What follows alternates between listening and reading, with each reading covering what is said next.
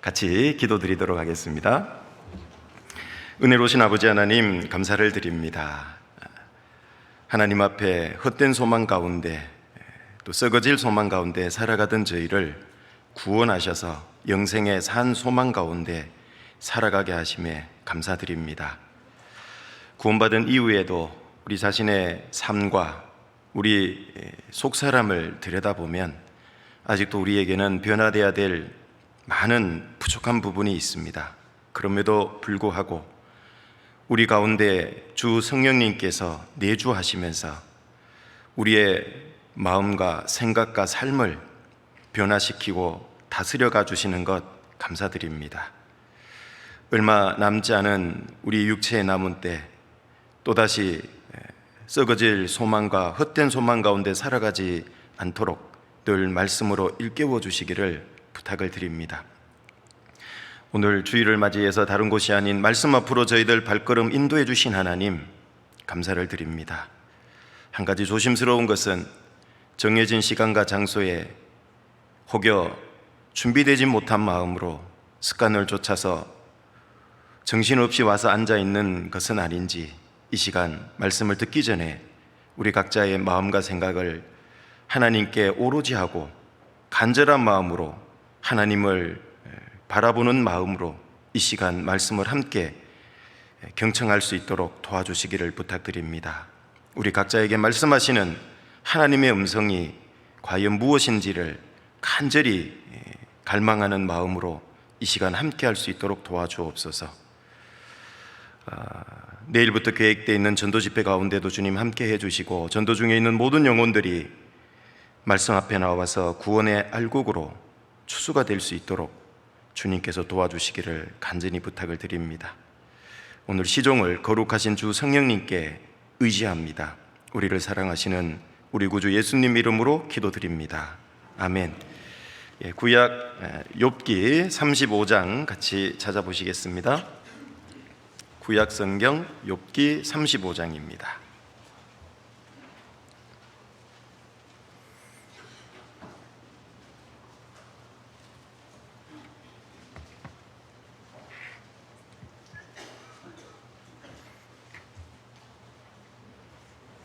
35장 10절부터 11절입니다. 욥기 35장 10절부터 11절입니다. 같이 읽어 보시도록 하겠습니다. 나를 지으신 하나님 곧 사람으로 밤중에 노래하게 하시며 우리를 교육하시기를 땅의 짐승에게 하심보다 더 하게 하시며 우리에게 지혜 주시기를 공중의 새에게 주심보다 더 하시는 이가 어디 계신가 말하는 자가 한 사람도 없구나. 네, 오늘은 본문에 있는 말씀처럼 밤중에 노래하게 하시며 라는 본문이 있는데요, 밤중에 노래하게 하시는 하나님이라는 주제로 같이 말씀을 상고해 보려고 합니다. 본문은 엘리후가 욥의 고난을 깨닫게 하기 위해서 한 말입니다. 또 욥에게는 필요한 말씀이기도 하지만 우리에게도 역시 필요한 말씀입니다. 특별히 고난 중에 있는 분들을 위해서 필요한 말씀이라고 생각이 됩니다. 10절, 11절이 같이 이렇게 한 절로 묶여져 있는데 이 원문에는 노래하게 하시며 하고 우리를 사이가 나눠져 있기도 합니다. 하나님께서는 짐승보다 또 새보다 사람에게 많은 지혜와 교육을 해주시려고 그럽니다. 하나님이 알고 계시고 가지고 있는 아주 도움되고 유익한 그런 것들을 우리에게 주시는데 그 주시는 방법이 바로 뭐냐면 여기 밤중에 노래하게 하신다라고 말씀하고 있죠. 그래서 하나님께서 우리에게 주시기를 좋아하는 모든 것들을 사실은 밤을 통해 주신다라는 걸 교훈을 해 주십니다. 그리스도인에게 밤의 의미는 크게 두 가지로 우리는 정리해 볼 수가 있겠습니다. 첫 번째는 주로 죄를 의미하기도 하죠. 어둠, 밤은 죄를 상징하기도 합니다. 두 번째로 구원받은 그리스도인에게 밤은 고난을 의미한다는 것 또한 우리는 잘 알고 있습니다. 그래서 본문에서는 고난의 밤을 우리가 상징하고 있고 의미한다는 걸 알 수가 있습니다. 성경에 보면 이 밤이라고 하는 단어가 구약의 히브리어로 라일이라고 되어 있는데요, 무려 240번이나 등장하고 있습니다.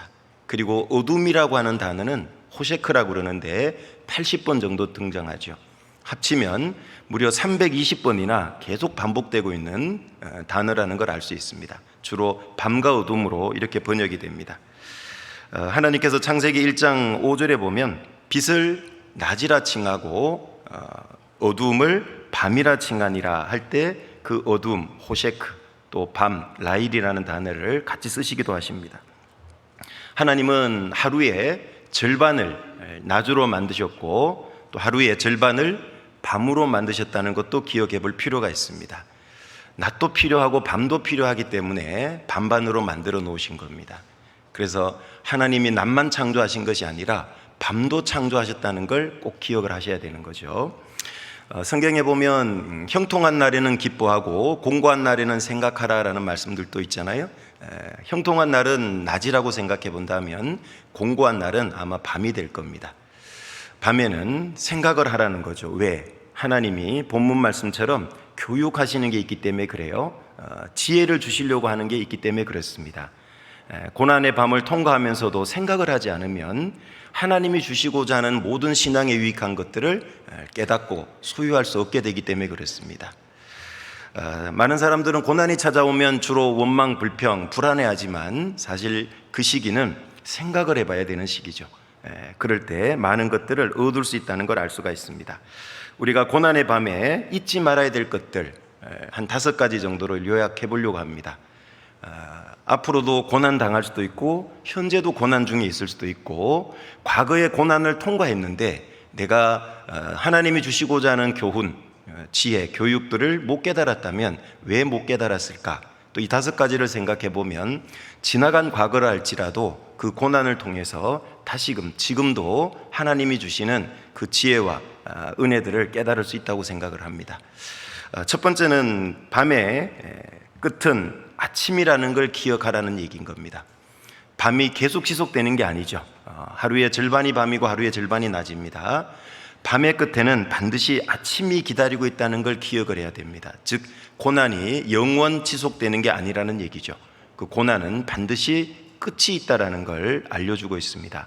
창세기 1장을 읽어보면 저녁이 되며 아침이 되니라는 표현이 계속 반복되죠. 그래서 하루를 마감할 때 마지막 표현이 저녁이 되고 아침이 되니 이는 첫째 날이니라, 저녁이 되고 아침이 되니 이는 둘째 날이니라, 계속 반복되고 있다는 걸 알 수 있어요. 마지막 지구가 이제 6일 동안 이 창조되고 채워지고 나니까요, 하나님 보시기에 심히 좋았더라 이렇게 마무리가 되죠. 지구가 아름답게 바뀌는 창세기 1장 속에는 구원받은 그리스도인 한 사람이 어떻게 점점 하나님 보시기에 아름다운 사람으로 변해가는가를, 신앙생활의 원리를 그 속에 다 담아놓고 있죠. 그래서 6일이라는 시간도 필요하고 낮도 필요하지만 밤도 필요하고 또 하나님이 가라사대로 매일이 시작되잖아요. 창세기 1장을 보면 반드시 말씀이 더해져야 된다는 걸 교훈해 주고 있죠. 그리고 거기에는 첫째, 둘째 날, 셋째 날은 방을 준비하고 넷째, 다섯, 여섯째 날은 그 방을 채우고 있다는 걸 대조해 보면 금방 깨달으실 수 있죠. 그래서 첫째 날 빛은, 넷째 날 큰 광명, 작은 광명, 별들, 징조와 사시와 연한과 일자를 나누고 뭐 이런 것들 대입이 되죠. 그래서 첫째 날, 넷째 날, 둘째 날, 다섯째 날, 셋째 날, 여섯째 날 아주 질서 있게 만들어 가신다는 걸 알 수가 있고, 먼저는 땅을 만들고 바다에서 땅을 구별시키고 그리고 식물을 만들고 동물을 만들고 마지막에 사람을 만들고, 하나님은 질서의 하나님이라는 걸 잘 보여주죠. 6일을 지나면서 지구가 점점 질서가 잡혀가요. 그러니까 하나님 보시기에 심히 좋았더라. 그 중에서 우리가 오늘 본문과 연관해서 생각해 보면 낮도 있지만 밤도 있다. 그래서 그 밤이 계속 지속되는 게 아니라 반드시 아침이 와요. 그래서 예수 그리스도 안에는 저녁이 되면 아침이 되니라는 게 예수 그리스도 안의 삶이죠. 그런데 구원받지 못한 죄인의 삶, 아담, 타락한 첫째 아담, 그 아담 안에서의 삶은 아침에서 저녁으로 가지만 구원받은 그리스도인의 삶은 잘 아시는 대로 저녁에서 아침으로 가도록 돼 있죠. 비록 우리가 죄인으로 태어났지만 반드시 우리 구원받은 사람은 빛 가운데 들어갑니다. 빛 대신 주님 오시면 재림할 때 어둠이 조금도 없는 천국에 들어가죠. 그래서 저녁에서 아침으로 나아가는 인생, 또 비록 이 땅에서 우리 그리스도인은 고난도 많고 어려움도 많지만 반드시 주님이 빛 가운데로도 인도하실 거다. 그런 교훈을 우리는 생각해 볼 수 있는 거죠. 그래서 밤이 계속 지속되는 게 아니라 반드시 아침이 오고 있다. 고난 중에 계시다면 그걸 잊지 말라라는 겁니다. 두 번째 교훈은 이제 기억해야 될 것들은 밤이 한 번이 아니죠. 지구가 심히 좋았더라 하나님 보시기에 바뀌기 위해서는 6일간 계속 밤이 반복되고 있다는 걸 알 수 있죠. 여기 방금 읽었던 본문을 한번 잠깐 돌아가 보시면 밤중에 노래하게 하시는 하나님이라고 말씀하셨는데요. 이 노래가 신앙 용어로 바꾸면 찬양, 찬미 이렇게 바꿔볼 수 있는 단어죠. 구원받은 그리스도인의 노래는 찬양, 찬미 이렇게 바꿔볼 수 있을 겁니다. 그런데 이 노래가 영어 성경을 찾아보면 단수가 아니라 복수로 되어 있다는 사실이에요. 밤중에 노래들을 하게 하시는 하나님. 정확한 번역은 이렇게 됩니다. 한국말은 단수 복수가 구별이 안 돼서 좀 아쉽죠. 나 어제 대공원 가서 호랑이 봤다. 몇 마리 본 거 알아요? 몰라요? 모릅니다. 영어는 정확히 S를 붙여주죠. 여기 원래 밤중에 노래들을 하게 한다. 그래서 송이 아니라 송스, S가 붙어 있습니다. 무슨 얘기입니까? 하나님께 찬미, 찬양을 드리는 것을 한 번으로 끝내게 하시는 게 아니라 하나님은 여러 찬양을 드리게 한다라는 거죠. 그 말인즉슨 우리가 밤을 한 개만 통과한다는 걸까요? 여러 개를 통과한다는 걸까요? 여러 고난의 밤이 통과되고 그걸 통과하는 과정을 통해서 하나님이 주시는 은혜와 지혜들을 깨닫고 하나님께 영광과 찬미를 돌려드리는 그 찬양들을 많이 드릴 수 있게 된다는 뜻인 겁니다. 그래서 밤이 한 번이 아니라 여러 번 반복되고 있다는 걸 기억해야 됩니다. 그러면 어떤 분은 힘들 것 같은데요 목사님, 고난 한 번도 힘든데 그거 반복되면 내가 어떻게 통과할까요? 근데 걱정할 필요가 없죠. 아까 고난의 밤은 아침이 기다리고 있다 그랬죠. 반드시 아침이 오고요. 또 한 가지는 고난의 밤에는 10절 11절에 있는 말씀처럼 하나님이 준비해 놓으신 특별한 은혜가 있습니다. 특별한 지혜들이 있어요. 그것들을 통해서 충분히 이겨나가도록 해주시죠. 여러분, 고난하면 성경에서 대표적으로 고난과 바꿔 쓸 수 있는 단어들이 몇 가지가 있는데요. 밤도 고난과 바꿔 쓸 수 있고, 또 하나는 골짜기도 고난과 바꿔 쓸 수 있는 단어입니다. 성경에 보면 구원받은 그리스도인이 통과해야 될 골짜기들이 많죠. 그 중에서 대표적인 골짜기 세 가지가 성경에 나옵니다. 첫 번째는 호세아 2장을 읽어보시면 아골 골짜기라는 걸 만나볼 수 있어요. 그 아골이라는 말 뜻은 환난이라는 뜻이죠. 구원받은 그리스도인은 환난의 골짜기를 통과할 수 있다라고 분명히 말씀하고 있어요. 그래서 골짜기는 고난을 예표해요. 환난의 골짜기인 아골 골짜기는 통과는 하지만 그걸 어떻게 우리가 잘 통과할 수 있을까 걱정할 필요 없다라는 거예요. 그 아골 골짜기로 그 다음 구절이 참 은혜롭지 않습니까? 소망의 문을 삼아 주리니 이렇게 붙어 있어요. 말씀이 얼렁 볼 때는 환난의 골짜기예요. 들어가기 싫어요. 너무 힘들어요. 그런데 들어가 보면 그 아골 골짜기 가운데 내가 그토록 소망하던 그 소원을 이루는 소망의 문이 열린다라는 겁니다. 그리스도인이 가장 소망하는 일이 있다면 뭘까요? 복음 전하는 거겠죠. 가족들, 주변 사람들, 그들에게 정말 어떻게 하면 복음 전해서 구원을 시킬 수 있고 같이 천국 갈 수 있을까? 그걸 위해서는 저절로 그냥 안 된다는 거죠. 그 환난에 핍박도 있고 고난도 있고 복음 전하다 보면 그 속에 들어가는 겁니다. 들어가야지만 소망의 문이 열리도록 돼 있어요. 두 번째로 우리가 생각해 봐야 되는 게 시편 84편을 찾아보시면 눈물 골짜기를 아마 들어보셨을 겁니다. 주께 힘을 얻고 마음에 시온의 대로가 있는 자는 복이 있나니 이렇게 시작을 해요. 그 사람이 구원받은 사람이죠.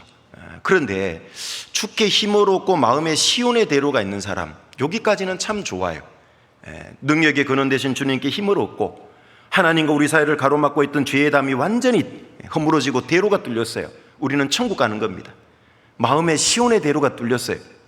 그런데 그 사람은 그 다음 구절이 그들은 눈물 골짜기를 통행한다고 나와요. 그런데 눈물 골짜기를 통행할 때에 절망뿐이요 이렇게 써놓으면 누가 그거 통과할 수 있을까요? 오늘 집에 가서 꼭 찾아보세요. 숙제입니다. 시편 84편까지는 알려드립니다. 저희는 그 눈물 골짜기로 통행할 때에 그 눈물 골짜기로 많은 샘의 곳이 되게 한다고 나와요. 샘의 곳이 되게 한다. 그것이 어떤 샘일까요? 잘 아시는 삼손이 정말 이 블레셋과의 싸움에서 힘이 진해가지고 이제 목말라서 죽게 생겼는데요, 하나님이 레이의 우묵한 것을 터뜨려서 샘이 솟게 했잖아요. 그래서 그곳 이름을 뭐라고 하죠? 에낙고레. 수양관에 가면 카페 이름 에낙고레예요. 그 물을 먹고 마저 무찌르고 승리하잖아요. 그 에낙고레는 이 삼손에게는 능력의 샘이 된 겁니다. 하나님은 구원받은 그리스도인이 눈물 골짜기를 통과할 때요, 그 눈물 골짜기를 무사히 통과할 수 있도록 다양한 샘의 곳을 준비해 놓은 겁니다. 위로가 필요하면 위로의 샘, 은혜가 필요하면 은혜의 샘, 능력이 필요하면 능력의 샘을 그 속에 감춰 놓은 겁니다. 그런데 누가 그 샘에서 샘물을 마시겠냐 그 말이죠. 눈물 골짜기 통행하는 사람들이에요. 그 눈물 골짜기 힘들고 부담스럽다고 그 입구에서 서성이면 결코 그 샘물들에서 물을 마실 수 없습니다.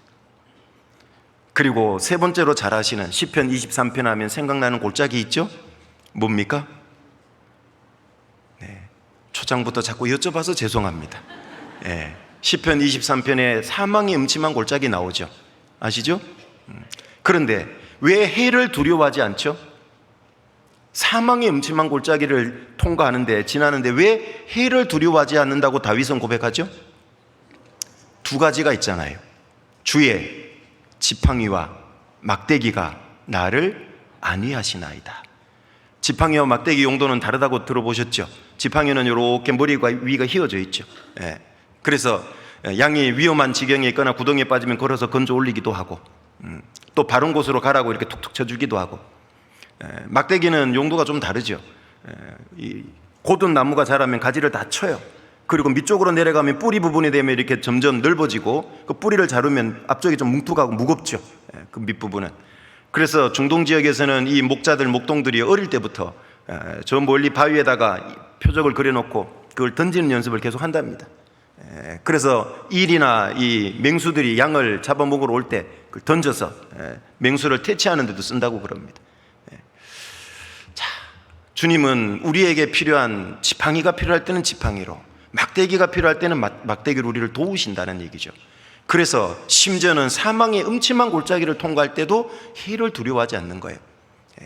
누가 그 지팡이와 막대기의 은혜를 경험한다는 얘기입니까? 사망의 음침한 골짜기를 주님을 의지해서 통과하는 그 사람이 그걸 경험하는 얘기죠.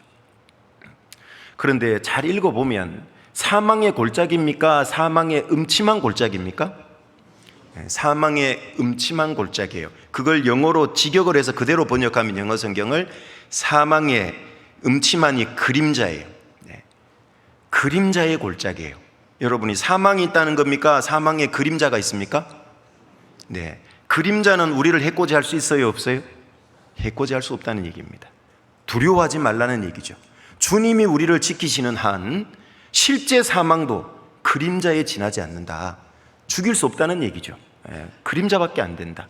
그림자 총으로는 사람을 죽일 수 있습니까? 어림도 없죠.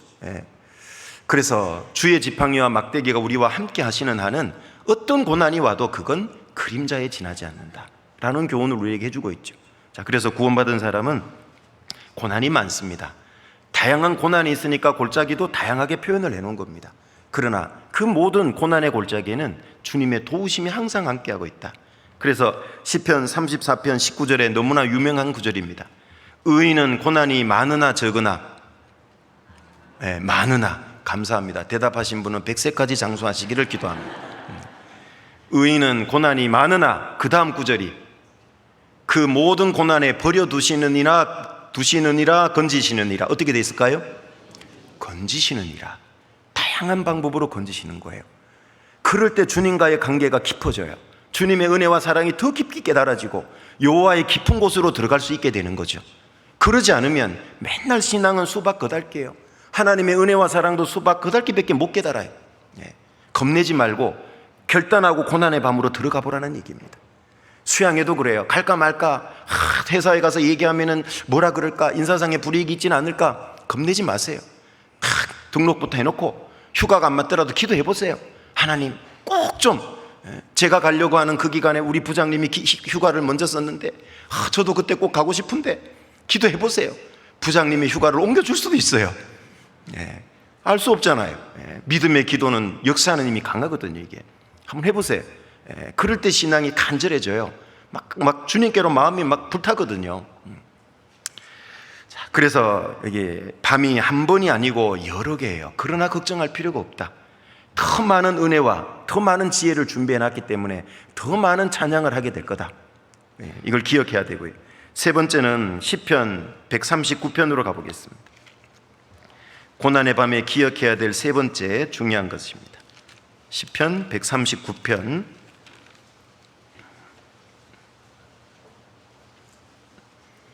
11절 12절입니다. 11절 12절입니다. 내가 혹시 말하기를 흑암이 정녕 나를 덮고 나를 두른 빛은 밤이 되리라 할지라도 주에게서는 흑암이 숨기지 못하며 밤이 낮과 같이 빛이 나니 주에게는, 같이 읽어봅시다, 흑암과 빛이 일반이니이다. 고난의 밤이 기억해야 될 세 번째, 하나님에게는 밤도 낮과 일반이다라는 걸 기억하십시오. 우리는 밤에 선명하게 못 보고 칠흑 같은 어둠에는 한 치 앞도 못 보지만 하나님은 그런 밤일지라도 낮처럼 훤히 보고 있다는 걸 잊어버리시면 안 되는 겁니다. 왜 내 사정은 여호와께 숨겨졌다고 얘기하고 생각합니까? 욥은 처음에 그런 생각이 많았죠. 내가 죄를 지었습니까 하나님 앞에? 그런데 왜 이런 고난이 와야 됩니까? 이해가 안 된 겁니다. 여러분, 욥이 바뀌기 위해서는 약 40장이 필요했다는 거 아시죠? 욥기가 40장 가까이 흘러가야지만 욥이 바뀌어요.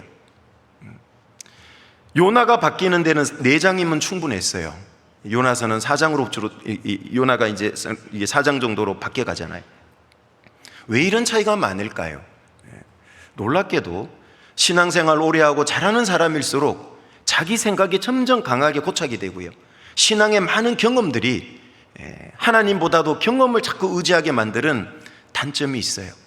반대로 말하면 신앙생활 지금까지 잘 지킨 건 또 장점일 수도 있어요. 강한 겁니다. 든든히 흔들리지 않는 신앙을 지금까지 지켜온 것도, 그건 또 장점이에요. 그런데 조심해야 될 게 항상 있다는 거죠. 그 많은 경험이 나를 하나님보다도 더 붙들어주고 의지하는 대상이 되면 안 된다는 얘기죠. 욥은 너무나 바르게 살았어요. 왜 욥만큼 의로운 사람이 없다고 나오잖아요. 그런 욥도 자기 의가 있었던 거죠. 그걸 하나님이 바꾸는 데는 무려 요나의 10배가 필요했다는 걸 알 수 있잖아요. 요나는 아시잖아요. 처음부터 대놓고 불순종했거든요. 다시스로 가서 전도하라니까 도망가 버리잖아요. 자기의 문제가 많고 신앙이 어린 사람은요, 깨닫는데 크게 안 어려워요. 빨리 깨닫습니다. 그런데 대부분 신앙생활 다 잘해요.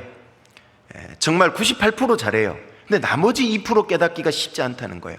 우리 하나님은 욕심이 많으신 분입니다. 욥이 1장 상태로 하나님 앞에 오기를 원치 않으세요. 욥은 더 의로워질 수 있는 거예요. 더 많은 걸 주고 싶어요. 그런 쪽에서 욕심이 많은 분이시라는 겁니다. 우리를 더 영광스럽게 만들고 싶어 하셔요. 이기적인 욕심이 아니죠. 이타적인 욕심이에요. 여러분, 어떤 부모가 얘들아 너는 다른 애들보다 못되거라 이렇게 합니까? 다 잘 되기를 원해요. 하나님 마음이 그렇습니다. 그래서 우리가 신앙이 성장하면 할수록 조심해야 되는 게 있습니다. 나의 부족을 못 볼 수도 있고 잘 생활하는 부분 때문에 부족이 가리워질 수도 있어요. 그게 바뀌는 게 사실 더 어려울 수 있는 겁니다. 내가 수양에 한두 번 가보건디 뭐 가봐야 다 거기서 거기지 뭐, 참 위험한 생각인 겁니다. 하나님은 올해 수양에 나를 위해 특별한 걸 예비할 수 있어요. 그렇지 않을까요? 의인은 고난이 많다 그랬죠. 편안한 집을 두고 수양에 가서 봉사하는 거 고난입니다. 일종의 밤을 통과하는 겁니다. 그렇지 않습니까? 자, 그 고난의 밤에 하나님은 많은 은혜들을, 지혜들을, 더 깊은 사랑을 깨닫게 하는 것들을 준비해 놓고 계십니다. 여기 하나님께는 밤과 낮이 일반이라는 걸 꼭 기억을 해야 됩니다. 하나님이 못 보시는 상황이 없다. 하나님이 내 상황을 몰라서 이렇게 내버려 두는 게 아니다. 자꾸 버려뒀다고 착각하죠. 천만의 말씀입니다. 이 고난의 상황을 지속시킬 때는 하나님 주시는 더 큰 계획과 더 큰 은혜가 있기 때문에 그래요. 그리고 네 번째로 우리는 시편 74편으로 가보면 또 한 가지 중요한 기억해야 될 게 있습니다. 시편 74편 16절입니다.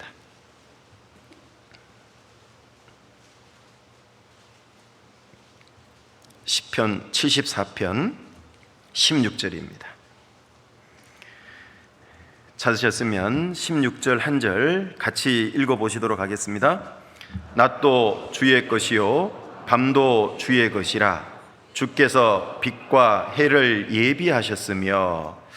낮의 소유자, 주권자가 누구냐? 주님이에요. 또한 밤의 주권자, 소유자가 누구냐? 주님이시, 하나님이세요. 그러니까 낮과 밤의 주권이 하나님께 있다라는 겁니다. 즉 주인이 누구냐? 하나님이에요.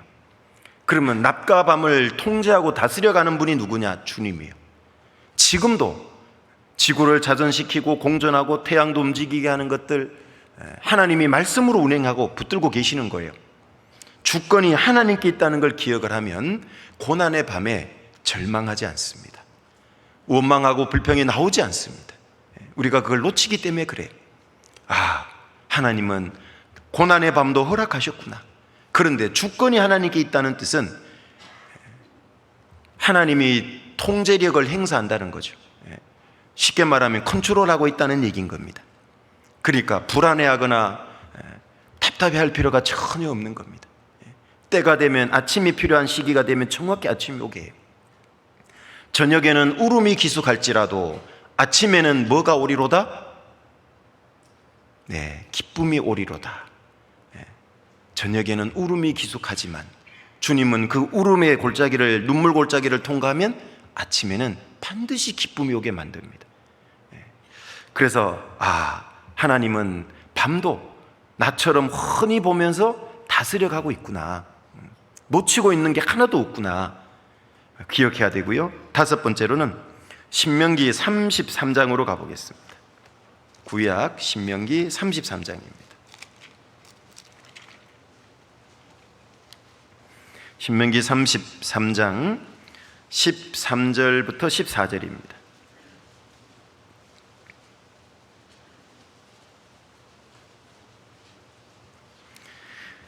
신명기 33장 13절부터 14절. 본문은 모세가 죽기 전에 이스라엘 12지파를 위해서 축복으로 예언했던 부분들입니다. 자, 13절 14절입니다.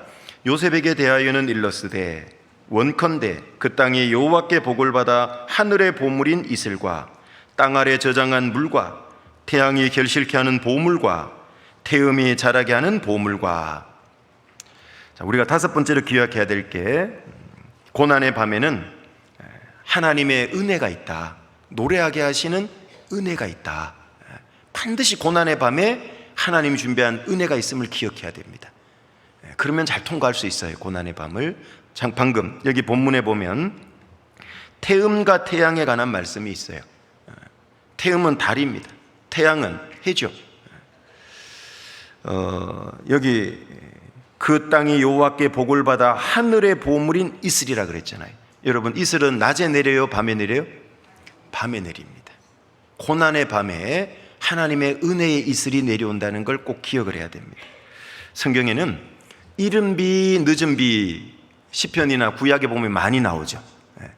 우리하고 기후때가 달라요. 이스라엘은 지중해성 기후라서 10월, 11월경에 내리는 비를 이른 비라고 그래요. 그때부터 농사가 시작되기 때문에 그렇습니다. 건기 때 돌처럼 굳어있던 이스라엘 땅은 이른 비와 늦은 비가 내려져야지만 부드러워져서 갈아엎을 수가 있어요. 보리나 밀을 파종할 수가 있습니다. 그리고 그 이듬해 4, 5월경에 내리는 비를 늦은 비라고 그래요. 그때는 보리나 밀이 추수철입니다. 그 사이를 우기라 그래요, 이스라엘은. 그리고 이제 4, 5월경이 넘어가면 건기가 시작이 돼요. 비가 거의 오지 않습니다. 그런데 이 우기 기간에 이스라엘은 보리나 밀을 농사를 지어요. 이스라엘은 신명기에 보면은요, 출애굽한 이스라엘 민족에게 너희가 가나안 땅에 들어가면 먹을 양식이 여러 가지로 말씀하지만 크게 나누면 두 가지예요. 토산식물은 곡물류하고 과일류로 나눠질 수 있다고 알려준 겁니다. 그런데 이 곡물류, 보리나 밀하고 과일류는 추수 시기가 완전히 달라요. 그래서 아까 우기 때 그때 보리나 밀이 재배가 되고요, 4, 5월경부터는 이제 과일 나무들이 이제 막 쑥쑥 자라요. 꽃을 피고. 그리고 이제 이 7월 정도 넘어가면은요, 막 과일이 열매를 맺는 거예요. 우리 양력으로 말하면은 한 10월 정도 되죠. 그래서 이스라엘은 7월이 되면은 이 레위기 23장에 이스라엘 민족의 7절기가 있잖아요. 그 가장 마지막 7번째 절기가요, 초막절 또는 수장절이라 그래요. 마지막 과일을 다 거두고 저장하는 거예요. 그게 1년 농사 끝이거든요. 그러면 이 건기 때는 과일 농사는 비가 안 오면 어떻게 농사 지을 거냐 그 말이에요. 그때 내려오는 게 바로 이슬입니다. 이슬. 그래서 성경의 우로는, 비와 이슬은 항상 하나님의 은혜를 상징하죠. 북이스라엘의 아합 왕과 이세벨 왕비가 우상 숭배에 열을 올릴 때 하나님은 하늘 문을 닫았죠. 얼마 동안? 3년 6개월을 닫아버린 겁니다. 이스라엘은 한 해만 비가 안 와도 돌처럼 땅이 굳어서 농사를 못 지어요. 3년 6개월을 닫아버렸으니 어떻게 됐겠습니까? 그래서 여기 하늘의 보물인 이슬이라는 건 이스라엘 민족에게는 더더욱 그런 거예요. 그런데 이슬은 밤에 만들어집니다. 일교차가 클수록 더 큰 이슬이 만들어지죠. 고난의 밤에 하나님의 은혜의 이슬이 내려온다는 걸 꼭 기억해야 되는 겁니다. 자, 두 번째, 땅 아래 저장한 보물과 태양이 결실케 하는 보물과, 그 태양은 열매들을, 곡식을 연글게 하고 결실하게 하죠. 그런데 열매가 결실하고 열매가 달려서 연글려면 그 전에 뭐가 필요하냐? 여기 태음이 자라게 하는 보물이라 그랬잖아요. 작물은 언제 자라냐? 달빛 아래서 자란다는 거죠. 쑥쑥 자라요. 자라야지만 거기에 열매를 달 수 있잖아요. 마가복음 4장에 보면은 처음에는 싹이요, 그 다음에는 이삭이요, 그 다음에는 이삭에 충실한 곡식이라 그랬잖아요. 싹과 이삭이 없는데 어떻게 곡식이 달려서 연거냐 그 말이에요. 이삭이 패야지만 그게 연거는 게 곡식이잖아요. 그러면 싹이 나고 자라는데 필요한 게 달빛이에요. 그런데 달빛만 있으면 결실이 안 되잖아요. 가끔 농사 짓는 분 논이라든지 옆에 보면은요, 가로등 있으면 농사 짓는 사람들 주인이 굉장히 싫어해요. 왜냐하면 얘가 계속 자라기만 해요. 자라. 결실을 내야 되는데. 그래서 막 밤에는 좀 가리워 달라 그러기도 하고, 가로등. 그래서 여기 태음이 자라게 해요. 태양은 결실하게 하는 겁니다. 흔히 말하는 신앙생활은 성장과 성숙이 있어야 된다. 성장 안 되는데 성숙할 수가 없잖아요. 같이 가야 되는 겁니다. 구원받은 그리스도인은 고난의 밤에 하나님의 은혜의 이슬을 충분히 은혜를 공급받고, 고난의 밤에 은혜가 있다 그랬잖아요. 그 은혜의 이슬을 충분히 공급받을 때 자라요. 결실하도록 돼 있는 겁니다. 그래서 고난의 밤에는 하나님의 은혜가 있다. 특별한 하나님의 역사를 통한 은혜가 있다. 그걸 안 잊어버리면 되는 겁니다. 시편 133편으로 가보면 그걸 잘 보여주는 말씀이시죠. 시편 133편으로 가보겠습니다.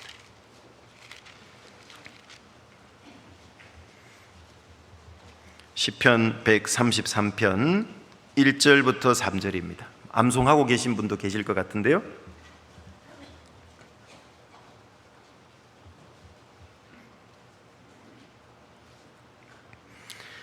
형제가 연합하여 동거함이 어찌 그리 선하고 아름다운고. 바로바로 좀 읽어가면서 설명드리겠습니다. 시간을 줄이는 의미로. 형제가 연합해서 동거한다는 게 뭘까요? 교회입니다. 교회. 구약 성경에는 교회라는 단어가 단 한 번도 안 나옵니다. 그런데 교회에 관한 모형과 그림자가 되게 많죠. 출애굽한 이스라엘 민족을 사도행전 7장의 스데반 집사의 긴 설교 내용에 보면 광야, 교회 이렇게 설명하고 있죠. 방금 읽었던 이 시편 133편 3절의 짧은 절인데, 이 속에 교회의 유래, 교회가 어떻게 시작되고 교회 가운데는 어떤 일이 있고, 이걸 다 설명해 놓은 게 이 짧은 절 속에 다 들어 있습니다. 형제가 연합해서 동거한 모습이 교회죠. 구원받은 그리스도인들 두 사람 이상이 모이면 교회가 됩니다. 어찌 그리 선하고 아름다운고. 하나님 볼 때 그리스도인이 아름답게 되는 길이 있어요. 그 중에 가장 기본적인 게 뭐냐면 연합해서 동거하고 있는 모습이에요. 그런데 마귀는 이걸 알기 때문에요, 어떻게든지 흩어버리려고 그래요. 그리스도인을 하나 되게 한 걸 깨버리려고 그래요. 그래서 어떤 사람의 말에 의해서, 행동에 의해서 그걸 자꾸 불편하게 만들고 판단하게 만들고, 그것 때문에 다투기도 하고, 이런저런 많은 문제를 자꾸 부각시켜서 교회 하나 된 걸 깨버리려고 그럽니다. 여러분, 어떤 아내가 아름다울까요? 남편이 사업이 잘 될 때는 함께 막 살아요. 그런데 남편이 코로나 통해 사업이 부도났어요. 집 나갔어요, 아내가. 그런데 다시 사업을 잘해서 회복이 됐어요. 다시 들어오겠대. 아름다울까요? 잘 생각해 보세요. 그런 아내와 같이 살기가 어려울 거예요. 일주일 중에 예를 들면 5일간은 옆집 철수 아빠하고 살다가 토요일 일요일만 돼서 살겠다고 들어온 아내 아름다울까요? 아름답지 않죠. 조강지처라는 말이 있어요. 무슨 뜻일까요? 조강지처, 술찌개미조, 벼강자죠. 그 가난하고 어려울 때 술 만들고 남았던 찌꺼기를 같이 먹었던 아내, 정말 먹을 게 없어서 방아 찢고 나면 그 딩겨를 같이 먹었던 아내, 그 고난을 남편과 함께 풍복히 받아낸 아내, 남편이 볼 때 얼마나 아름다울까요? 그렇지 않을까요? 비록 무슨 설화수로 비싼 화장품으로 피부를 잘 못 깎았어도 그 남편과 함께 일심으로 정말 그 고난을 묵묵히 남편을 따라서 함께 했던 그 순종 화장품으로 단장했던 그 아내, 남편이 볼 때 제정신인 남편이라면 가장 아름다운 아내지 않을까요? 영광스럽게 되는 거예요, 그런 아내. 주님은 신랑이고 우리는 신부래요, 그리스도인은. 신랑 되신 주님은 어떤 신부를 주님 재림 때 만나기를 원하실까요? 조그만 어렵고 고난 있으면 그냥 회피하고 모임에 떨어졌다가, 조그만 문제가 있으면 자빠졌다가, 좀 상황 좋아지면 다시 오고, 그런 아내를 원할까요? 만약에 그런 얄팍한 심산을 갖고 있다면요, 그냥 농담인데 천국 가서도 5일간은 저 천국 밖에 쫓아내놨다가 토요일 일요일만 들어오게 해. 부끄럽게 된다는 얘기죠. 농담이지만 그러면 안 되잖아요, 우리가. 그래서 여기 연합해서 동거하는 것, 신앙생활 하다 보면 많은 문제가 생길 수 있습니다. 왜? 우리는 살은 사람이라서 그래요. 여러분, 모아놓고 문제 없는 데는 딱 하나예요. 공동묘지밖에 없어요. 많은 사람 끌어 모아놨는데 문제가 없어. 왜요? 죽어서 그래요. 우리는 산 사람들이에요. 같이 살다 보면은요, 신앙생활 하다 보면 이런저런 일이 생겨요. 그게 싫다고 죽은 사람들 공동묘지에 같이 거기까지 생활하면 될까, 안 될까요? 안 되죠. 구원받은 그리스도인끼리 살다 보면 신앙 수준이 천차만별이라 가지고요, 한 집안에도 보면 막 똥 싸고 오줌 싸는 애도 있잖아요. 막 문제만 맨날 만드는 애도 있잖아요. 그러나 성장한 어른도 있어요. 그래서 그럼에도 불구하고 붙어 있어야 돼요. 교회 가운데 꽉 붙어 계시면은요, 주님 볼 때 아름다워요, 그 사람. 그리고 여기 머리에 있는 보배로운 기름이 수염 곧 아론의 수염에 흘러서 그 옷깃까지 내린 것 같다 그랬죠. 여기 아론은 누군지 아시죠? 대제사장 이름이잖아요, 구약에. 그런데 여기 머리에 있는 보배로운 기름이에요. 대제사장 아론에게서 기름을 붓는 거예요. 머리에 기름을 부으면 어떻게 돼요? 흘러내리죠. 흘러내립니다. 이 기름은 성경에서 항상 성령을 비유하고 있다는 거 아시죠? 이 대제사장 아론은 예수 그리스도에 대한 모형과 그림자입니다. 여기 머리에 있는 기름이 흘러내렸다, 이게 참 중요한 얘기죠. 이걸 자세히 설명하게 요한복음 16장입니다. 예수님이 뭐라고 얘기하셨냐면, 내가 십자가에 죽고 부활 승천해서 하늘나라에 가면 그를 보혜사를 보낸대요. 성령을 가리킵니다. 성령이 교회 가운데 들어오시고 성령 그리스도인들 가운데 들어오시는 근거가 뭐냐면 예수님의 죽으시고 부활 승천이에요. 예수님의 속죄 사역이 없으면 성령이 오셔도 들어갈 그리스도인의 영이 없잖아요. 우리 영 속에 거하시는데 그래서 예수님이 죽으시고 부활 승천하셔야지만 성령이 오셔요. 부활하시고 예수님이 40일을 함께 하시다가 승천하셨죠? 50일 날 성령이 오셨어요. 오순절날. 사도행전 2장이잖아요. 그래서 보배로운 기름이 어디서부터 시작해서 출발했냐? 머리에서 흘러내렸어요. 여러분, 교회를 몸에 비유하고 있는 거 아시죠? 에베소서, 고린도전서, 골로새서 보면 다 예수님은 몸의 머리 역할이다. 교회의 머리다. 구원받은 그리스도인은 지체다라고 얘기하잖아요. 교회 비유를 그렇게 하고 있잖아요. 이 몸이 교회예요. 교회. 다양한 백체가 있듯이 형제 자매들로 구성되어 있잖아요. 교회가. 그런데 이 성령이 언제 어떻게 오냐? 이 머리에서 와요. 흘러내려요. 기름. 예수님으로 말미암아 성령이 온다는 얘기죠. 그리고 흘러내려요. 흘러내리는데 여기 어떻게 흘러내리냐면 수염에 흘러서 그 옷깃까지 내린 것 같잖아요. 참 교훈이 돼요. 수염은 위로 뻗쳐요, 밑으로 자라요. 교회 가운데 손과 같은 큰 지체, 발과 같은 큰 지체도 있지만은요, 수염 한 털과 같은 작은 지체도 있다는 얘기죠. 그럼에도 불구하고 잘 생각해 보세요. 수염도 아래로 자라고, 우리 몸에 있는 지체 중에도요, 머리 위에 붙은 지체가 있을까요, 없을까요? 한 지체도 없죠. 다 머리 밑에 붙어 있어요, 지체가. 왜 교회 비유를 몸에 있냐면 그게 숨은 교훈입니다. 어떤 지체도 머리 대신 주님보다 높아질 수 없다는 얘기죠. 가끔 애들이 말 안 들을 때 손들어 벌 세우죠. 처음에는 손 들고 있으면 손만 아프지만 시간 지나면 어떻게 됩니까? 온몸이 다 아파요. 그러니까 막 베베 꽂아 이렇게. 무슨 얘기냐면 비록 내가 한 지체지만 내가 머리보다 높아지면은요, 나만 힘든 게 아니고 온 교회가 다 힘들어진다는 얘기입니다. 왜? 우리는 운명 공동체 한 몸이라서 그래요. 그래서 지체는 머리 아래로 다 내려와 있고 자기 위치가 있어요. 수염도 나는 위치가 있잖아요. 한 트럭도 낮은 곳을 지향하잖아요. 교회 안에도 점점 낮은 곳을 우리는 추구해야 돼요. 그럼 어떻게 되냐? 기름은 흘러 올라가는 게 아니라 내려와요. 낮은 곳에 있는 쪽으로, 머리보다 높아 있으면 기름이 올라갈 수가 없잖아요. 수염도 마찬가지예요. 아래쪽이잖아요. 낮은 쪽을 지향하는 겁니다. 그러면 성령이 낮은 곳으로 임하도록 돼 있죠. 비록 내가 교회 가운데 한 터럭과 같은 작은 지체라도요, 성령의 공급을 받고 그 한 터럭, 그 작은 지체지만 그 한 터럭 끝까지 기름이 흘러내리잖아요.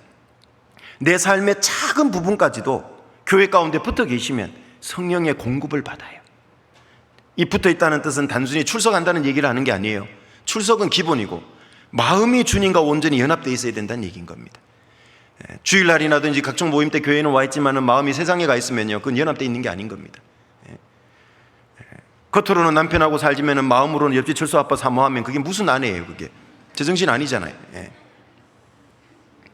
문제는 주님이 우리 마음을 훤히 보고 계시다는 게 문제죠. 그래서 아론의 수염에서 흘러서 어디까지? 옷깃까지 흘러내려요. 내립니다.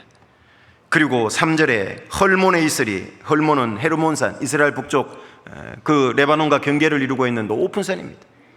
지중해에서 많은 물이 증발해가지고요, 이 서풍을 타고 쭉 들어와요. 그러면 헐몬산에 부딪혀요. 그러면 거기서 엄청나게 많은 이슬이 생겨요. 응결이 돼요, 밤에. 특별히 이 헐몬산의 이슬은 이슬이 아주 큽니다. 부딪혀서 차가운 공기와 만나서 생기기 때문에. 이 헐몬의 이슬이 어디에 내립니까? 시온의 산들. 여기 시온은 교회를 예표하잖아요. 교회 가운데 내려요. 산과 들, 다양한 산과 들이 있잖아요. 교회 안에도 다양한 지체가 있다는 얘기입니다. 무슨 일이 있어도 고난 가운데 꽉 붙어 계시면 된다는 얘기예요. 그러면 하나님의 은혜의 이슬을 받도록 돼 있어요. 그리고 이슬은 올라갑니까? 내린갑도답니까? 내린갑도다예요. 교회 가운데 낮은 위치를 찾아가면요, 은혜에는 더욱 많이 임하게 될 겁니다. 그러면 어떻게 되냐? 거기서 여호와께서 복을 명하셨나니 곧 무엇이라고요? 영생입니다. 내가 교회 가운데 겸손한 위치에서 묵묵히 봉사하면요, 하나님이 은혜를 내려주는데, 은혜의 이슬 중에 가장 큰 은혜의 이슬이 뭐냐? 영생의 축복입니다. 나도 구원받고 나를 통해 전도되는 그 영혼도 구원받고 교회가 점점 복음이 잘 전해지도록 돼 있어요. 그런데 점점 높아지는 사람이 많을수록 복음이 안 전해져요. 여기도 하나님의 헐몬의 이슬이라고 표현했어요.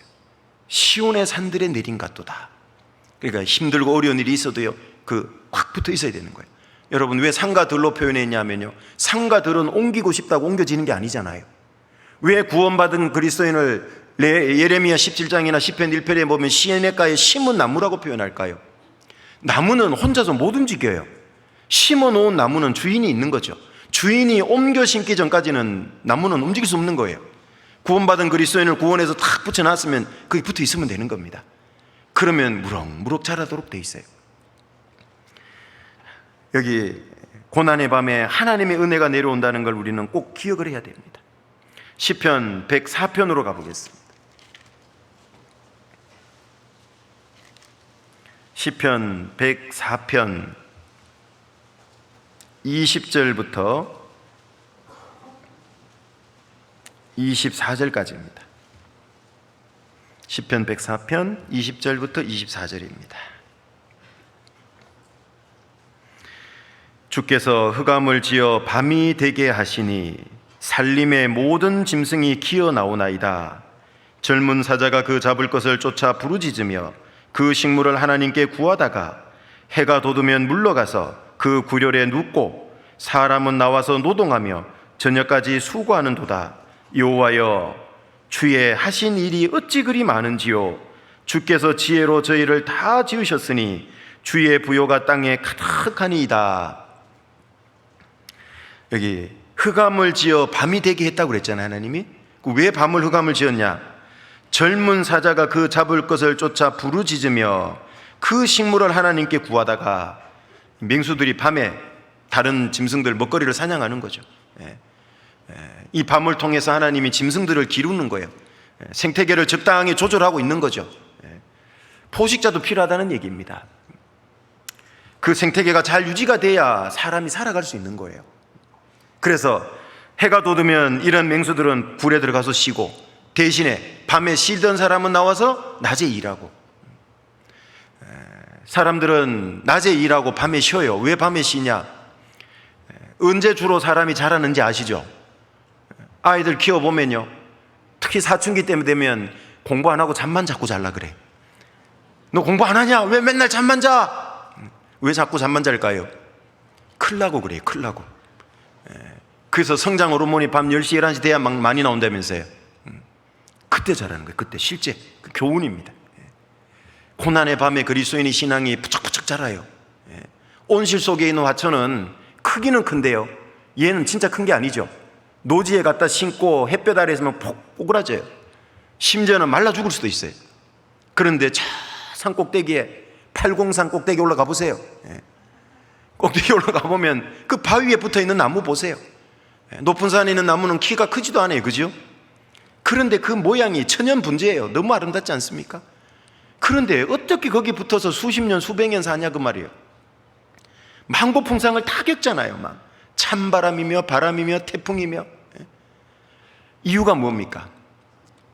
그 꼭대기에 있는 나무는 위로 키운 게 아니라 그럴수록 더 아래로 뿌리를 깊고 넓게 내렸잖아요. 그래서 살아가는 겁니다. 여러분, 태풍이 오면은요, 가로수들 잘 자빠지잖아요. 환경이 너무 좋아. 때가 되면 구청에서 거름 주지, 물 갖다 주지, 뭐 뿌리를 넓고 깊게 내릴 이유가 없어요. 산에 가보면, 태풍 때 보면 골짜기에 나무들이, 큰 나무들이 대부분 자빠져 있어요. 왜? 물 풍부하죠. 거름 풍부하죠. 굳이 뿌리를 깊고 넓게 내릴 필요 없고 위로만 키운 거예요. 그런데 척박한 환경일수록요, 뿌리를 밑으로 깊고 넓게 내리는 거예요. 구원받은 그리스도인도 많은 고난을 당할수록 어떻게 되죠? 신앙의 뿌리가 넓고 깊게 내려져요. 그래서 고난에 흔들리지 않는 겁니다. 여기 하나님께서 사람도 그렇고 짐승도 그렇고 밤낮을 통해서 기르고 생태계를 유지합니다. 이런 하나님의 은혜들이 많다라는 걸 우리에게 알려주고 있죠. 물리적인 밤에 하시는 이런 많은 하나님의 은혜들, 하나님이 여기 어찌 그리 많은지요. 주의 하시는 일이, 주께서 지혜로 저희를 다 지으셨으니 주의 부요가 땅에 가득하나이다. 야, 낮만 필요한 게 아니라 밤도 필요하네. 신앙생활에 다 필요하네. 고난도. 이 식물 교훈을 해주는 겁니다. 자, 이 5가지를 우리는 잊어버리면 안 되는 겁니다. 마음에 한번 깊이 좀 새겨놓을 필요가 있죠. 그 사이에 벌써 잊어버렸을 것 같은데, 첫 번째, 밤의 끝에는 뭐가 기다리고 있다고요? 아침이 있다. 밤이 한 번이라고요? 여러 번이라고요? 여러 번. 걱정할 거 없다. 건져주시는 은혜도 더 많고, 그래서 또 찬미의 제사를, 찬양을 많이 드리게 된다. 그리고 세 번째로는 하나님께는 밤이나 낮이나 일반이라고요? 다르다고요? 똑같아요. 다 보고 계시는 겁니다. 하나님이 못 보고 있다고 착각 안 해도 됩니다. 그리고 네 번째로는 밤의 주권이 누구에게 있다고요? 주님이 고난을 다스려가고 통제하고 있다는 뜻입니다. 그리고 다섯 번째는 이 고난의 밤에 특별한 은혜가 내려온다. 이 다섯 가지. 자, 이렇게 설교해 놓고 끝내놓으면 이론밖에 안 될 수도 있어요. 그러면 실제 하나님이 이렇게 하셨냐는 얘기죠. 역사 속에서, 성경 속에 하나님이 실제 이렇게 하셨냐? 확인이 필요하죠. 과거의 하나님은 미래를 담보하는 확실한 보증이 되잖아요. 이게 뭔 얘기냐면요, 시편을 읽어보시면 다윗은 수많은 고난을 통과하고 엄청난 시편을 기록했잖아요.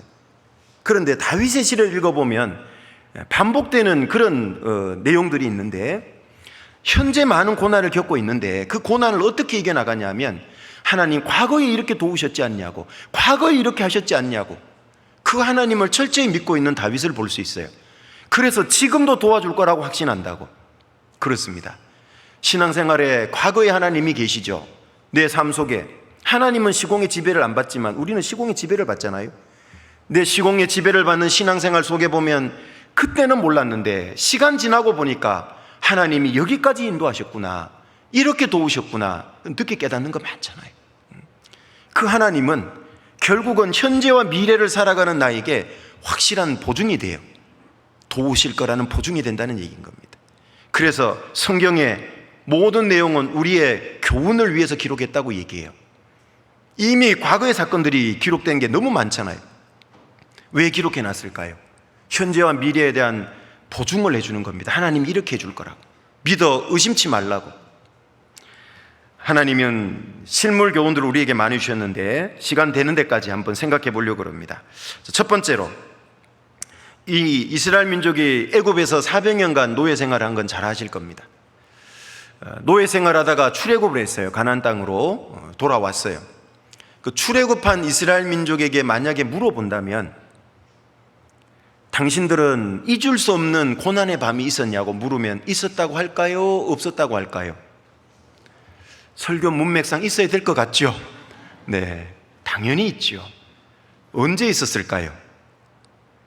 네, 이런 걸 찍었다 그러죠. 네, 증거를 못 대니까 실제로 있었습니다. 여러분, 이스라엘 민족이 출애굽하려고 하는데요, 바로 왕이 손순이 안 놓아줬죠. 그래서 어떻게 했습니까? 10재앙을 내리잖아요. 9가지 재앙을 내려도 안 놓아주죠. 마지막 10번째 재앙이 뭡니까? 장자가, 이 애굽의 장자들이 죽고 짐승의 처음 난 새끼가 다 죽어요. 하나님은 그 심판을 집행을 해요. 그게 유월절이 됐잖아요. 그 애굽의 장자와 짐승의 처음 난 새끼가 다 죽는 그 심판은 낮에 행했을까요? 밤에 행했을까요? 네, 확실히 밤일 것 같죠? 그래서 출애굽기 11장 4절에 보면 밤중에 내가 애굽 가운데로 들어가리라, 이렇게 말씀을 해요. 밤중에. 출애굽기 12장 12절에 보면 내가 그 밤에 애굽 땅에 두루 다니면서 심판할 거다. 출애굽기 12장 한번 잠깐 가볼까요? 출애굽기 12장 29절입니다.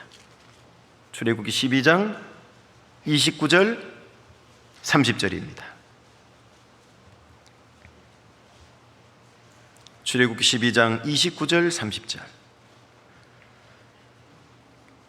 밤중에 여호와께서 애굽 땅에서 모든 처음 난 것, 곧 위에 앉은 바로의 장자로부터 옥에 갇힌 사람의 장자까지와 생축에 처음 난 것을 다 치심해 그 밤에 바로와 그 모든 신하와 모든 애굽 사람이 일어나고 애굽에 큰 호곡이 있었으니 이는 그 나라에 사망치 아니한 집이 하나도 없었음이었더라.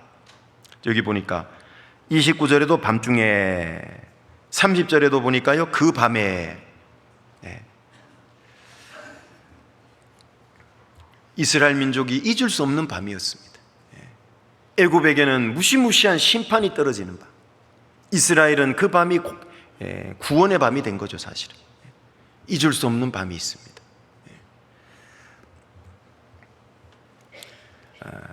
하나님께서는 이스라엘의 장자가 죽지 않도록 어떻게 하라 그런지 아시죠? 양의 피로 문 좌우솔자 임방에 딱 바르라 그래요. 그런데 그 밤에 하나님은 피 발린 집과 안 발린 집을 정확히 보셨어요? 안 보셨어요? 정확히 딱 보신 겁니다. 그러니까 밤도 낮과 일반이라 그랬죠. 하나님께는 놓치시는 법이 없습니다. 그리고 당시의 초강대국 애굽의 건세보다 누구 건세가 커요? 하나님의 건세가 커요. 바로는 생각했을 거예요. 야, 우리가 400년 동안 이스라엘 민족을 종으로 삼고 있다. 이제 내 수중에 있어 라고 바로의 왕은 생각했을 거예요. 하나님은 뭐라고 보실까요? 표현은 좀 그러지만 웃기는 소리 하지 마. 그 인간이 보는 한계죠.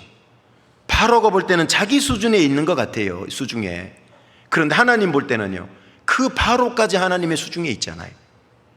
이스라엘은 그걸 못 보니까요, 하나님께 울부짖고 구해달라고 막 그러고 그러죠. 그걸 본 사람이 몇이나 있었어요. 출애굽기 1장을 읽어보면 그 이스라엘 남자아이를 살렸던 그 히브리 두 산팔은 그 하나님을 보고 있었잖아요. 온통 애굽 땅이 흑암천지인데 하나님이 볼 때 두 빛이 영롱하게 빛나고 있어요. 그 두 산파는 하나님 볼 때 하나님을 의지하는 사람이죠. 애굽 왕의 명령을 거역하잖아요. 살리잖아요. 그래서 하나님이 애굽 바로의 손에 있었던 이스라엘 민족을 10번째 재앙으로 건져냅니다. 하나님은 밤의 주권자기 때문에 그래요. 고난의 밤의 주권자입니다. 애굽 왕이 더 이상 이스라엘 민족을 붙들 수 없는 거죠. 자, 출애굽했던 이스라엘 민족이 두 번째로 잊을 수 없는 밤이 있어요. 아까 밤이 한 번이래요? 여러 개래요? 여러 번의 밤. 걱정하지 마시라 그랬죠? 여러 은혜와 도움이 있어요. 또 잊을 수 없는 밤은 어떤 밤일까요? 출애굽한 이스라엘이. 출애굽기 14장으로 가보겠습니다. 14장 21절입니다. 자, 출애굽을 했어요. 열심히 광야길을 걸어왔는데 앞에는 홍해바다, 뒤에는 바로의 군대가 다시 노예 삼으려고 추격해 쫓아왔어요. 출애굽기 14장 21절, 모세가 바다 위로 손을 내어민데 여호와께서 큰 동풍으로 밤새도록 바닷물을 물러가게 하시니 물이 갈라져 바다가 마른 땅이 된지라. 이 밤을 잊을 수 있을까요? 이스라엘이 잊을 수 없을 겁니다. 자기들은 꼼짝없이 죽게 생겼다.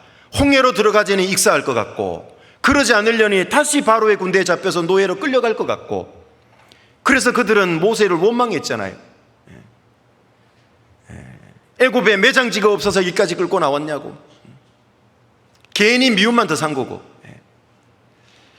모세가 뭐라 그럽니까? 너희는 가만히 서서, 그 말 속에는 원망불평하지 말고 오늘날 너희를 구원하시는 여호와의 구원을 보라 그랬잖아요. 모세가 지팡이를 탁 내밀었어요. 그러니까 어떻게 됩니까? 홍해가 갈라졌어요. 낮에 갈라졌어요? 밤에 갈라졌어요? 읽었잖아요. 낮에 갈라졌어요? 밤에 갈라졌어요? 여기 모세가 바다 위로 손을 내어민데 여호와께서 큰 동풍으로, 언제? 밤새도록. 이 밤을 잊을 수 있겠냐 그 말이에요. 하나님의 역사는, 능력과 은혜는 언제 주로 나타나냐? 고난의 밤에 나타나요. 성경에 대부분 그렇게 되어 있습니다. 놀랍지 않습니까? 자, 두 번째 실물 교훈을 생각해 보면, 성경의 인물 중에서 가장 한 그리스도인이 구원받고 주님을 닮아가는 과정을 가장 잘 예표한 사람이 누굴까? 저는 개인적으로 야곱이라고 생각합니다. 예수님을 가장 잘 예표하는 사람이 구약의 요셉이라면 한 그리스도인을 가장 잘 예표하는 사람은 누굴까? 야곱이라고 저는 생각을 해요. 야곱은 처음에 이름이 야곱이었다가 나중에 하나님이 이름을 바꿔주죠. 이스라엘로 바꿔줍니다. 마치 출애굽한 이스라엘 민족, 출애굽 1세대는요 여호수아 갈렙 빼고는 광야에서 다 엎드려 죽었다고 나오잖아요. 그 출애굽 1세대는 무엇을 나타내냐면 구원받기 전에 우리의 옛성품 육신을 가리킵니다. 갈라디아서 5장이나 로마서 7장에 보면 육체의 소욕이죠. 죄의 법이잖아요. 그런데 출애굽 2세대는 뭐를 나타내냐면요, 그 1세대들이 광야에 엎드려 죽고 출애굽할 때 20세가 안 된 사람, 또 광야에서 태어난 사람들, 그 사람들이 출애굽 2세대죠. 그 2세대를 통해 가나안 땅을 정복하고 들어가요. 그럼 뭐를 나타내냐? 우리 속에 새 성품입니다. 구원받고 나면 새로운 성품이 생기잖아요. 성령의 소유계라 그러기도 하죠, 갈라디아에서. 로마서 7장에서는 마음의 법이라 그랬잖아요. 생명의 성령의 법. 로마서 8장 1, 2절에는. 이 두 개가 싸워요, 그죠? 출애굽 1세대는 틈만 나면 애굽으로 돌아가자. 2세대는 안 그러잖아요. 왜? 2세대는 애굽에 대한 기억이 별로 없고 어릴 때 나왔고 또 광야에서 태어났기 때문에. 우리도 그래요. 이 두 마음이 있어요. 두 마음 계속 싸우잖아요. 근데 육신적인 마음, 육체의 소욕은요, 천국에서 유업으로 받을 게 아무것도 없어요. 육체의 소욕을 따라 살면. 그런데 출애굽 2세대처럼 성령의 소욕을 쫓아 살면요, 가나안 땅을 유업으로 얻었던 것처럼 천국에서 유업으로 얻을 게 많다, 그 말이죠. 야곱도 마찬가지입니다. 야곱은요, 이름 뜻이 뭐예요? 발 뒤꿈치를 잡은 거예요. 이름이 별로 안 좋아요. 얍삽해요. 얍삽해. 형하고 쌍둥이였잖아요. 형 에서는 먼저 나와서 형이 됐죠. 그래서 애써서 나와서 애선지는 모르겠는데, 야곱은 형 발 뒤꿈치 따라서 엄마 뱃속에서 나온 거예요. 벌써 이름이 안 좋아요. 육신적인 이름이죠. 그래서 엄마 리브가와 작당을 해가지고 야곱이 형 에서에게 돌아가야 될 장자의 축복을 받아냈잖아요. 형 에서인 것처럼 막 염소털로 막 팔목이고 목이고 막 거기 덧대가지고, 형 에서는 털 사람이니까 목소리도 막 흉내내고 막 했는데, 그래 봐야 들통나죠. 그런데 딱 아버지가 만져보니까 어때요, 이삭이? 음성은 야곱인데 몸은 보니까요, 에서 같아. 그래서 장자의 축복을 해줘 버렸죠. 얼마나 깨가 많아요. 그런데 형 에서는 들 사람이에요. 온 들을 쫓아다니고 짐승 잡아서 아버지가 좋아하는 별미 먹이고, 야곱은 종용한 사람이라고 나와요. 생각이 많아요. 깨가 많은 거예요. 늘 집안에서 엄마와 함께 했어요. 그래서 엄마와 그렇게 작당을 한 것 같아요.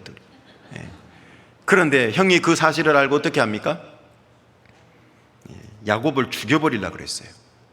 그러니까 엄마가요, 어떻게 한날에 두 아들을 잃겠냐, 그래서 야곱을 자기 친정으로 멀리 피신을 시키는 겁니다. 둘이 안 보게 해야 되니까. 그래서 이 야곱이 나중에요, 이스라엘이라는 이름을 바뀌어지죠. 육신은 점점 죽고 이스라엘로 바뀌어가요. 그건 좀 이따가 한번 살펴보는데요, 여기 창세기 28장으로 가보면, 외산촌 집으로 가면서 한 사건이 있었죠. 피신을 하면서. 창세기 28장 10절부터 보겠습니다.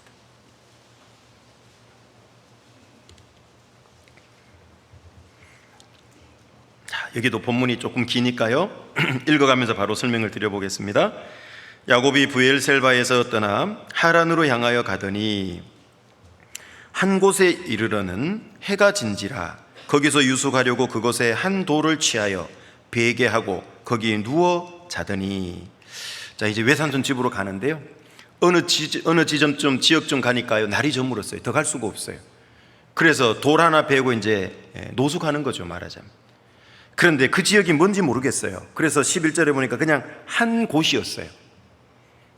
이때까지만 해도 이 지역은 아무 의미 없는 곳이에요. 야곱에게는 그냥 그저 한 곳, 길 가다 우연히 만나서 잔 곳, 이런 곳이라는 거죠. 그런데 12절에 보면 꿈에 본즉 사닥다리가 땅 위에 섰는데 그 꼭대기가 하늘에 닿았고, 또 본즉 하나님의 사자가 그 위에서 오르락내리락 하고. 요 사닥다리가 누구냐면 요한복음 1장 51절을 읽어보시면 예수님이라고 정확히 설명을 하고 있습니다. 예수 그리스도죠. 사닥다리가 왜 예수 그리스도입니까? 사닥다리는 떨어진 두 곳을 연결해 주는 것이죠. 그죠? 그래서 이 땅과 천국을 연결해 주는 구원의 사닥다리가 예수 그리스도입니다. 그런데 그 사닥다리 위로 하나님의 사자가 오락내리락 해요. 그러니까 뭔가 바쁘게 지금 하나님의 명령을 받아서 일을 하고 있다는 뜻이죠. 오르락내리락 한다는 건 뭐예요? 하늘에서 명령받아서 이 땅에 와서 일하고 막 주님께 올라가서 또 보고도 하고 바쁘게 일하고 있는 모습입니다. 그리고 13절, 또 본즉 여호와께서 그 위에 서서 가라사대 나는 여호와니 너의 조부 아브라함의 하나님이요 이삭의 하나님이라. 아니, 조부 아브라함의 하나님, 이삭의 하나님. 왜 이 말씀을 하고 있을까? 하나님은 아브라함 때부터 약속해 준 언약이 있거든요. 그걸 이삭에게도 주고 야곱에도 주고. 그래서 어떤 약속이냐면 너 누운 땅을 내가 너와 네 자손에게 주리니.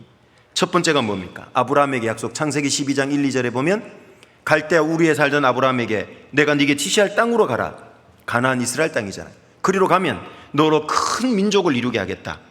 그 큰은 영어로 great라고 보냐. great. 숫자가 많다는 뜻이 아니라요, 위대한 민족이에요. 위대해요.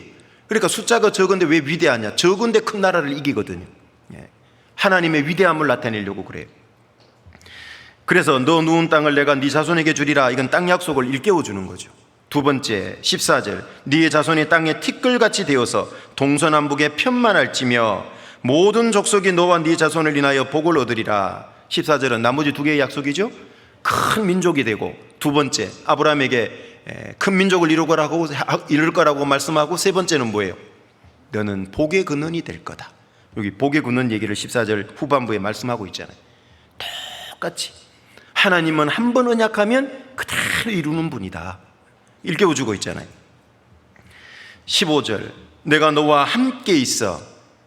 내가 네 조부 아브라함과 함께 했던 것처럼, 네 아비 이삭과 함께 했던 것처럼 너와도 함께 할 거다.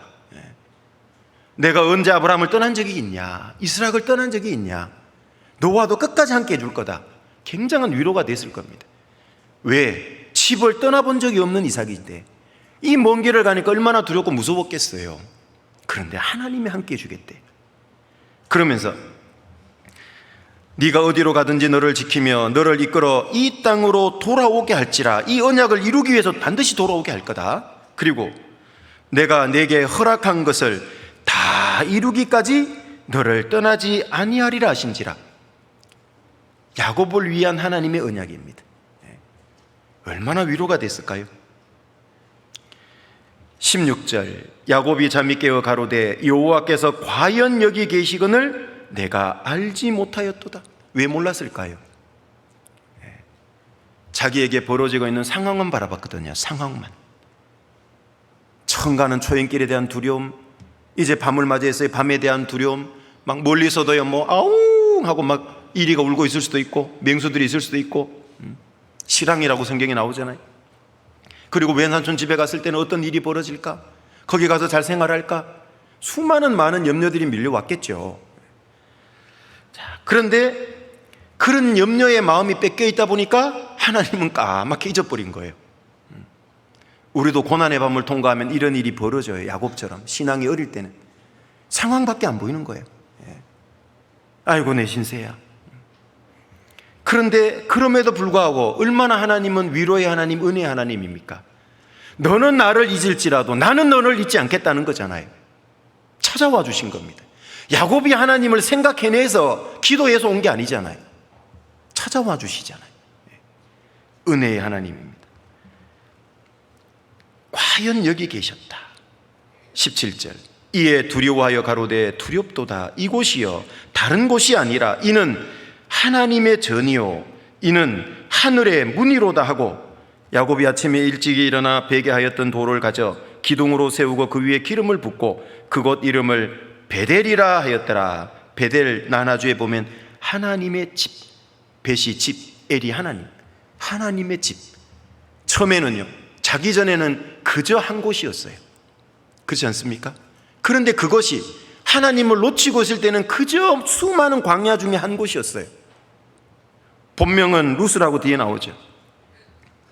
그저 그냥 이름 없는 한 곳. 그런데 그곳이 베델이 된 겁니다. 왜? 하나님을 만났기 때문에. 자기는 광야에서 두렵게 자는 줄 알았는데 막상 자고 깨보니까요 하나님의 전에서 잤구나, 하나님의 보호 속에서 잤구나, 이거 깨달은 거예요. 그리고 외삼촌 집에 가서 이제 20년 훈련받고 하나님이 이제 꿈에 나타나서 이제 돌아오라 그랬잖아요. 돌아오면서 또 한 사건이 있어요. 방금 이 사건도 보니까요 야곱이 잊을 수 없는 첫 번째 밤이잖아요. 그 두렵고 떨리는 밤에 하나님을 만난 거예요. 얼마나 위로가 됐을까요? 이 밤을 잊을 수 없을 겁니다. 자기는 고난의 밤을 통과하는 줄 알았는데 하나님이 함께하고 계시다는 그 하나님을 만난 거예요. 자, 두 번째로 야곱이 잊을 수 없는 또 한 번의 밤이 있어요. 32장으로 가보겠습니다. 이제 돌아올 때 있었던 사건인데요.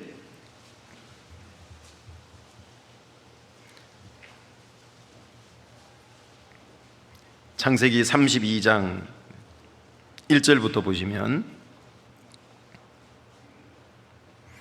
야곱이 그 길을 진행하더니 하나님의 사자들이 그를 만난지라. 야곱이 그들을 볼 때에 이르기를 이는 하나님의 군대라 하고 그 땅 이름을 마하나임이라 하였더라. 하나님의 군대란 뜻입니다. 자, 이 야곱이 돌아오는데요, 하나님이 누구를 만나게 했냐면 하나님의 군대를 만나게 해줬어요. 왜 그럴까요? 함께하고 있다는 걸 보여준 겁니다. 약속을 지키고 있죠. 돌아오게 하겠다 그랬잖아요.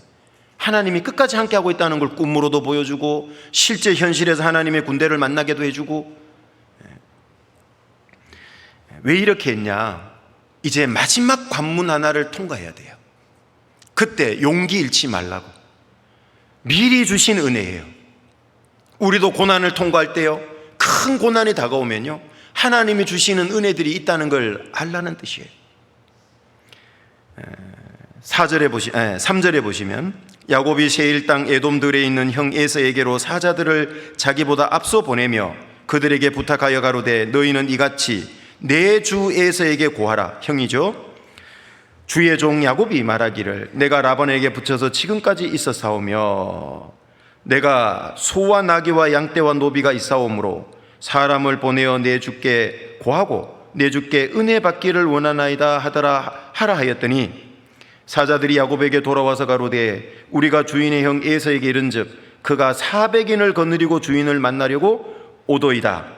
야곱이 심히 두렵고 답답하여 자기와 함께한 종자와 양과 소와 약대를 두 떼로 나누고 가로되 에서가 와서 한 떼를 치면 남은 한 떼는 피하리라 하고, 형의 마음이 어떤가 일종의 정탐꾼을 보낸 거죠.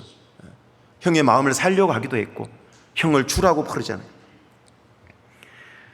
그랬더니만 이 사람, 이 종들이 돌아와서 하는 얘기가요, 형에서 그가 무려 400명을 거느리고 당신을 만나러 오고 있다고.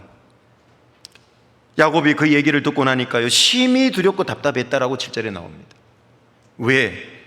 환영인파일까요? 자기를 멸하러 온다고 생각할까요? 설마 환영인파를 400명 데리고 올 거란 생각할 수가 없잖아요. 야, 내가 집 떠날 때 20년 전에 형이 나를 죽이려고 하는 살기등등한 모습을 보고 나왔는데 여전히 형의 노가 안 풀렸구나. 이거 어떻게 하면 좋을까? 심히 두렵고 답답했어요. 그래서 7절 8절에 보니까 또 자기 야곱의 깨가 나오죠. 20년간 하나님 의지에서 훈련받은 건 또 온데간데 없어요. 또 그래서 짐승을 두 떼로 딱 나눠 놓은 거예요. 한 떼 치면 한 떼 도망갈 생각하는 거예요. 이게. 전문 용어로 잔머리.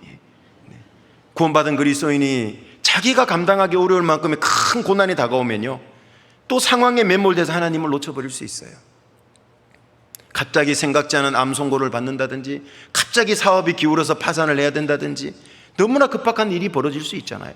누가 교통사고 나서 크게 다쳤다든지, 마음이 급박해지고 두려워지고 초조해지면요, 하나님을 순간 또 놓칠 수도 있는 거죠. 20년간 훈련받은 야곱이지만 더 큰 고난과 어려움이 왔을 때는 또 놓치고 있는 걸 볼 수 있잖아요. 이게 우리의 모습인 것 같아요. 처음 구원받고 자라가는 과정에서 어느 정도 신앙이 자랐는지 알았는데 또 어렵고 힘든 일이 오면 문제에 덜커덕 걸려가지고 하나님은 놓쳐버리고 상황만 붙들고 있고 매몰되고. 그래 놓고는 9절부터 읽어보면은요, 9절부터 12절까지 읽어보면 야곱이 비록 늦었지만 기도하고 있어요. 뭐라고 기도하냐면 아까 창세기 28장에 자기를 향한 하나님의 언약에 기대서 기도하고 있어요. 하나님, 전에 9절에 보면 내게 명하시기를 내 고향 내 족속에게로 돌아가라, 내가 네게 은혜를 베풀리라 하셨지 않습니까? 지켜주셔야지요.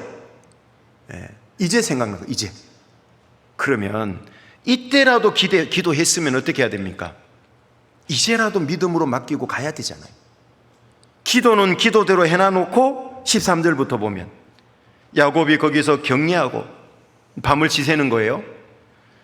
그 소유 중에서 형 에서를 위하여 예물을 택하니 암년소가 200여, 막 예물이 굉장히 많아요.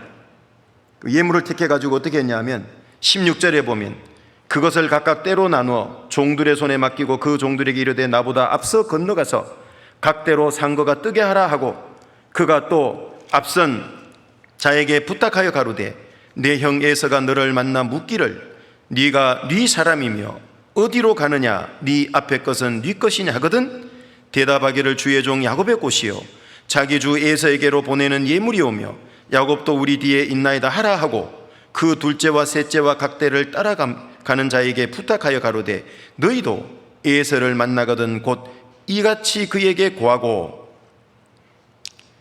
두 번째 방법을 또 쓰는 거예요. 예물을 계속 때로 미리 보내서요, 물량 공세를 한번 해보는 거예요. 형 마음을 풀어보려고. 그러면 또 이렇게 했으면 이때라도 또 기도하고 이제 맡겨야 되잖아요. 20절 또 너희는 말하기를 주의 종 야곱이 우리 뒤에 있다 하라. 이는 누구 생각에? 야곱의 생각에. 또 자기 생각에 빠져 있어요. 자기 생각대로 살아가는 거예요. 또 내가 내 앞에 보내는 예물로 형의 감정을 푼 후에 대면하면 형이 혹시 나를 받으리라 함이었더라. 자기 수단 방법을 다 강구했는데요, 그러면 정말 평안과 기쁨이 있어야 되는데 그러지 않더란 얘기예요. 21절 그 예물은 그의 앞서 행하고 그는 무리 가운데서 경야하다가 밤에 일어나 두 아내와 두 요종과 11아들을 인도하여 야복나루를 건널세 그들을 인도하여 시내를 건네며 그 소유도 건네고 야곱은 홀로 남았더니 어떤 사람이 날이 새도록 야곱과 씨름하다가 그 사람이 자기가 야곱을 이기지 못함을 보고 야곱의 환도뼈를 치매. 응치 있는 쪽입니다. 야곱의 환도뼈가 그 사람과 씨름할 때에 위골되었더라. 탈골이죠. 그 사람이 가로되 날이 세려하니 나로 가게 하라. 야곱이 가로되 당신이 내게 축복하지 아니하면 가게 하지 아니하겠나이다. 그 사람이 그에게 이르되 네 이름이 무엇이냐? 그가 가로되 야곱이니이다. 그 사람이 가로되 네 이름을 다시는 야곱이라 부를 것이 아니요 이스라엘이라 부를 것이니 이는 내가 하나님과 사람으로 더불어 겨루어 이겼음이니라. 자기 방법 수단 간 것 다 강구해놔도 평안이 없는 거예요. 여전히 두려워요. 불안해. 그리고 있는데요, 어떤 한 사람이 나타났어요. 자기 혼자 남았다 그랬잖아요. 24절에 홀로 남았더니, 홀로 남은 마음이 들면 안 되잖아요. 주님을 의지해야 되잖아요.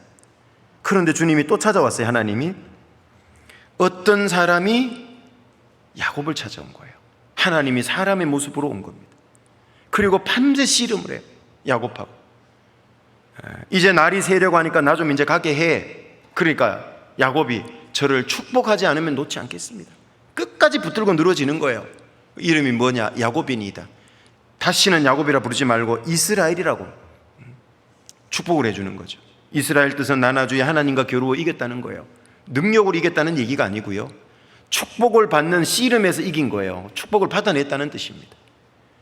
그래서 야곱이 이스라엘로 바뀌는 순간이에요. 29절에 보면 야곱이 청하여 가로되 당신의 이름을 고하소서. 그 사람이 가로되 어찌 내 이름을 묻느냐 하고 거기서 야곱에게 축복한지라. 그러므로 야곱이 그곳 이름을 뭐라고요? 브니엘. 브니엘은 나나주에 보면 하나님의 얼굴, 엘이 하나님이고요, 브니는 얼굴이란 뜻입니다. 하나님 얼굴을 앞에서 대면해 본 거예요. 물론 사람의 형상이지만. 하였으니 그가 이르기를 내가 하나님과 대면하여 보았으나 내 생명이 보존되었다 함이더라. 그가 브니엘을 지날 때에, 같이 읽어봅시다. 해가 돋았고 그 환도뼈로 인하여 절었더라. 참 의미심장한 표현이에요. 해가 돋았어요. 야곱의 인생에 해가 돋은 겁니다. 밤이 끝났죠? 아침이 온 겁니다. 시편 84편 11절에 보면 하나님은 해요 방패시라. 드디어 이스라엘로 바뀌면서 야곱이 됐고 이제 마음이 평안함을 얻고 에서에게 나갈 수 있었어요. 자, 이 밤을 야곱이 잊을 수 있을까요? 야곱이 이스라엘로 바뀌었던 그 밤, 잊을 수가 없는 겁니다. 성경에 보면 상황을 가지고 그 사람 신앙을 묘사해 주는 구절이 많아요. 이 본문도 마찬가지예요. 밤이었던 야곱이 이스라엘이 되면서 해가 돋아요. 그 삶의 중심에 하나님이 들어오시게 됐다는 거고, 하나님 중심적으로 바뀌었고요. 이제 빨리 못 걸어요. 한도뼈가 딱 쳐져서 절었어요. 항상 하나님보다 앞서 행했던 야곱이 이제 이스라엘이 되고 나니까 하나님 뜻에 순종해서 천천히 따라가는 거예요. 순종해가지고.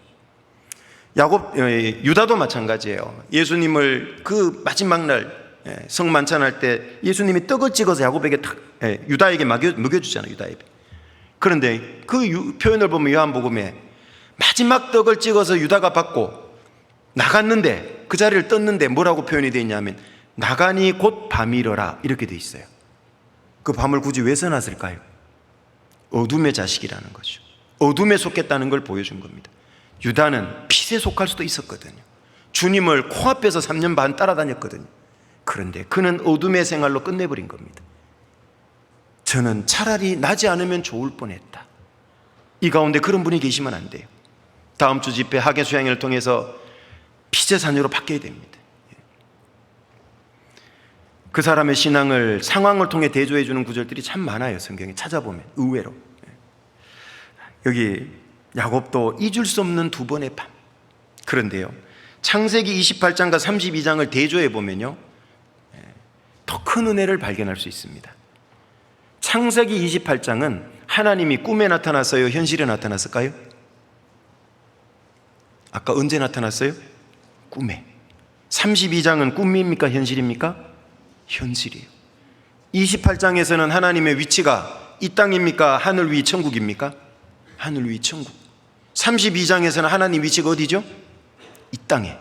그것도 사람의 모습으로 야곱의 허리춤을 붙들어주고 있어요. 왜 이런 차이가 있을까요? 고난의 차이 때문에 그래요. 창세기 28장의 고난의 밤은 자기가 느끼는 가장 두려운 위험이 형 에서잖아요. 형 에서로부터 멀어지고 있는 상황입니다.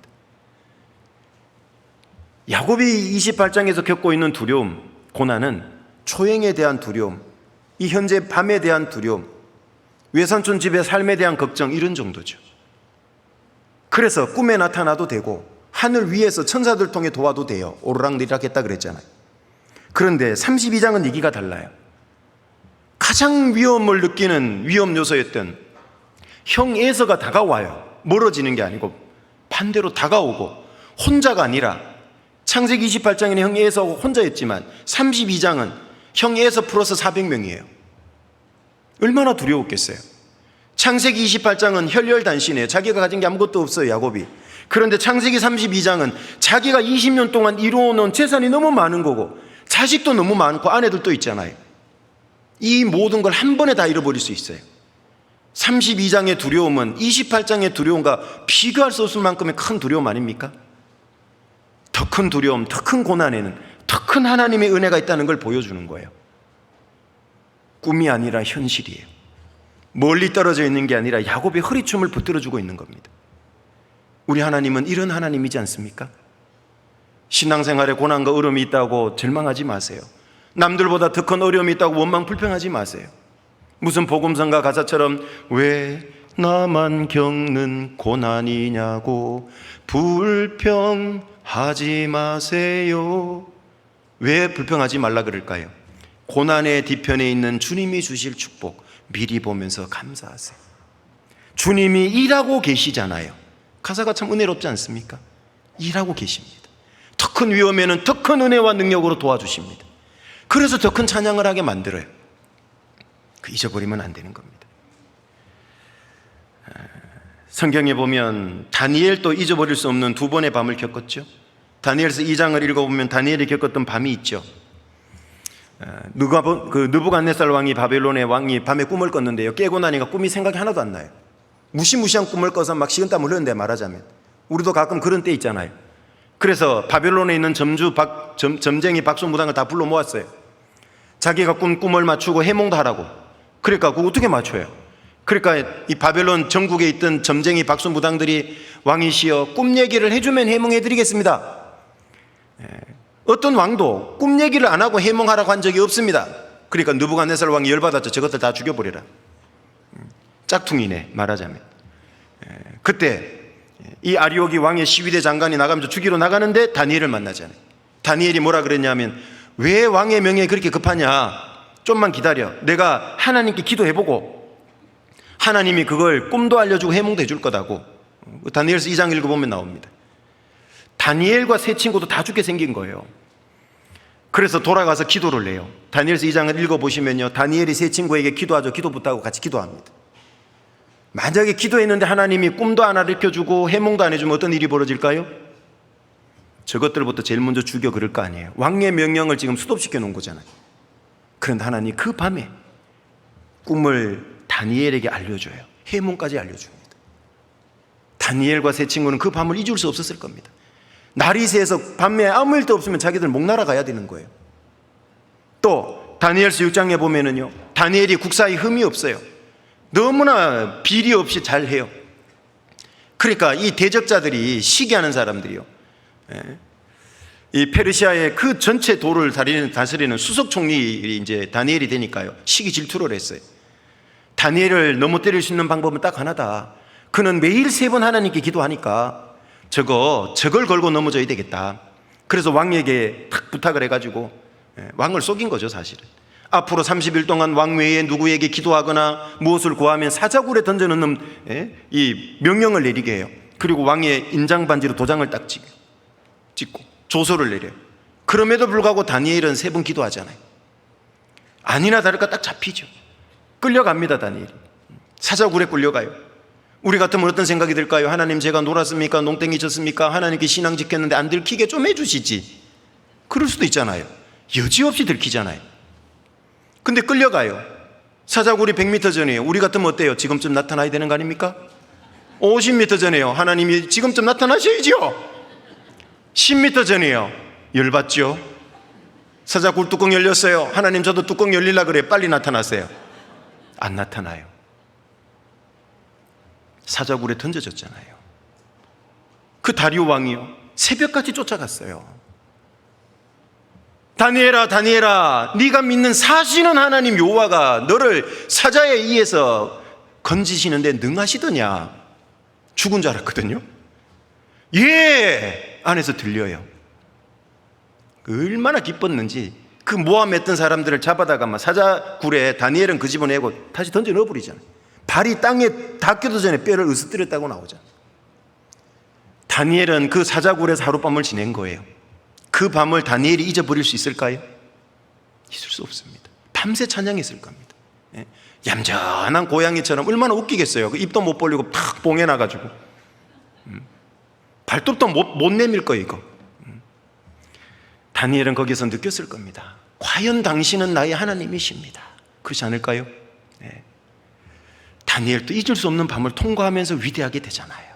주님의 은혜와 능력을 경험하죠. 이거 말고도 시간이 다 됐으니까 이제 마무리해야 됩니다. 제자들도 잊을 수 없는 밤이 있었잖아요. 주님 배신하고 도망갔던 게 밤이에요. 주님 잡히시던 밤. 그리고 그들을 찾아왔던 것도 밤이에요. 밤새도록 빈배로 돌아오는데 고기 못 잡고 그 새벽 미명에 주님이 다시 찾아가잖아요. 다시 회복시키잖아요. 제자들은 주님을 부인했던 밤, 다시 자기들을 그럼에도 불구하고 또 찾아와서 사도로 세워진 그 밤, 그 새벽을 잊을 수 있을까요? 잊을 수 없습니다. 우리 주님은 그런 분이잖아요. 나는 실격자야, 자격 없어, 내가 무슨 주님이 일을 해, 그럴 수도 몰라요. 사도들이. 그래도 주님이 다시 세워주잖아요. 우리는 고난을 두려워하거나 물러서면 안 됩니다. 개인적인 신앙의 고난, 하교수양의 일종의 고난, 기꺼이 들어가 보십시오. 주님께서 준비하는 은혜가 너무너무 많습니다. 여러분, 별은 언제 가장 밝게 빛나는지 아시죠? 언제 가장 밝게 빛납니까? 가장 어두운 밤에 가장 밝게 빛나요. 그렇지 않습니까? 구원받은 그리스도인이 하나님이 보시는 영적 스타가 될 수가 있어요, 진짜. 세상의 스타 BTS는요, 얼마 안 지나가면 다 잊혀집니다. 그러나 하나님 안에서 스타가 돼야죠. 성경에 보면 자기 이름이 아예 별인 사람이 있었어요. 이름이 별. 구약의 에스더 아시죠? 에스더 성경. 그 에스더 이름 자체 뜻이 별입니다. 별. 어째서 별과 같은 신앙생활을 할 수 있었을까? 많은 사람을 옳은 대로 돌아오게 한 자는 궁창의 별과 같이 영원토록 비치리라. 복음을 위해서 희생하고 사는 사람이 그런데요, 이 에스더도 그래요. 자기 백성이 다 죽게 생겼어요. 이 아말렉 아각 사람 하만이 모함해가지고 그 포로로 끌려온 이스라엘 민족을 다 죽이게 생겼잖아요 지금. 자기 사촌 오빠 모르드게가 뭐라 그럽니까? 에스더에게 네가 왕후를 위를 얻은 것이 이때를 위함인지 어떻게 아냐? 에스더가 왕후가 됐거든. 그런데 페르시아 국법에는 왕이 부르지 않으면 아무리 왕후라 할지라도 나갔는데 그냥 나갔는데 왕이 금지팡이 안 내밀면 잡아다 죽여버리는 겁니다. 그래서 에스더가 뭐라 그래요? 자기를 위해서 30일간 금식하고 기도해달라고, 30일간 기도해달라고, 자기도 금식 기도하고 하는 3일간 금식 기도해달라고 자기도 금식하고 나가잖아요. 그러면서 나가면서 한마디 유명한 역사 속에, 기독교 역사 속에, 성경 역사 속에 남길 만한 멘트 하나 남겼죠. 뭡니까? 그거 보세요. 이거 어떻게 이렇게 잘 외워요? 죽으면 죽으리다. 에스더의 결단입니다. 그리고 나갔어요. 그러니까요, 왕이 자기를 찾지 않은 지가 30일이라고 나와요. 맞지요? 무슨 갱년기가 왔는지 건태기가 왔는지 30일 동안 안 찾는데 얼굴 들이밀었다가 이거 딱 미움받기 십상이잖아요. 이거 저거 치워라 이러면 끝나는 거잖아요. 그런데 나간 거예요. 그런데 죽을 각오하고. 근데 나갔는데 어떤 일이 벌어졌는지 아시죠? 아하수에라 왕이 봤는데요, 그렇게 이 에스더가 이뻐 보이는 거예요. 너무너무 이뻐 보이는 거예요. 얼마나 이뻐 보이는지 나중에 뭐라 그랬냐면 이 페르시아 대제국 절반이라 잘라서 주겠다. 소원이 뭐냐? 대제국을 반을 달라 그러면 반을 주겠다. 아니 30일 동안 안 찾던 아하수에로 왕이 도대체 왜 그렇게 마음이 돌변했을까요? 이유가 뭘까요? 에스더의 결단에 하나님이 움직인 겁니다. 에스더 성경을 구약의 사도행전이라 그래요. 왜? 사도행전은 성령행전이라, 성령이 역사하잖아요. 에스더를 읽어보면 하나님이라는 단어가 한 번도 안 나와요. 그런데 계속 읽으면 하나님이 계속 느껴지는 성경입니다. 에스더의 결단에 하나님이요 아하수에라 왕의 마음을 움직인 거예요. 전문 용어로 하트 뿅뿅, 눈에 찌짐 바른 거예요. 그래서 다 살린 겁니다. 그래서 별이 될 수 있었습니다. 고난의 밤에 우리가 별이 되는 거예요. 그 고난의 밤에 안 들어가면 별이 될 수 없어요. 신약 성경에도 이름 자체가 빛나는 이라는 이름을 가진 믿음의 사람이 있었어요. 로마서 16장에 보면 사도 바울이 로마서를 써서 보내서 전달자로 삼았던 갱그리아 교회 일꾼 집사 베베 들어보셨죠? 이 베베는 뭐라고 나오죠? 나와 형제들의 보호자가 됐다 그랬어요. 당시의 여성은 여건이 낮아요. 여자가 보호자가 될 수가 없어요. 그럼에도 불구하고 사도 바울과 여러 형제들의 보호자가 됐다는 말은 첫 번째는 재산이 많을 수 있어요. 유력자. 두 번째, 사회적인 신분이 높을 수 있어요. 그래서 보호자가 되는 겁니다. 얼마든지 베베 집사는 자기의 신분이나 가진 걸로 호의호식하고 잘 먹고 잘 살 수 있었던 겁니다. 그런데 그렇게 살지 않았어요. 바울의 복음을 위해서 기꺼이 희생하고 함께하는 거예요. 그래서 이름이 빛나는 이름을 가지게 된 겁니다. 우리 얼마 남지 않았습니다. 마지막 때 주님 올 때가 가까울수록 더 어두워지고 죄는 충만해져 가요. 더 어두운 밤이 돼가고 있습니다. 반대로 말하면 더 많은 그리스도인의 하나님이 보시는 영적 스타가 나오는 거예요. 많은 영웅들이 나올 수 있는 겁니다. 그 많은 별 중에 나도 한 별이 돼야 되지 않을까요? 꼭 좀 기억해서 하셔서 하나님은 밤중에 노랗게 하시는 분이다. 밤중에 많은 은혜와 능력을 베푸신다. 꼭 기억하시면 좋겠습니다. 같이 기도하겠습니다. 은혜로우신 아버지 하나님, 감사를 드립니다. 오늘 고난의 밤을 통해 우리에게 교육하고 지혜 주시는 하나님을 배울 수 있게 해주셔서 감사드립니다. 고난의 밤을 두려워하지 않게 하시며 주님만 바라보고 주님이 주시는 능력과 은혜와 위로와 기쁨을 의지해서 마지막 때 얼마 남지 않은 이 고난이라고 하는 이 밤을 잘 통과하는 저희들이 될 수 있도록 주님 인도하여 주옵소서. 또 이번 하계 수양회를 통해서 많은 분들이 함께 복음을 위해 고난받는 삶을 통해 구원의 알곡이 충실히 풍성히 맺혀지는 하계 수양회가 되도록 인도해 주옵소서. 우리를 사랑하시는 우리 구주 예수님 이름으로 기도드립니다. 아멘.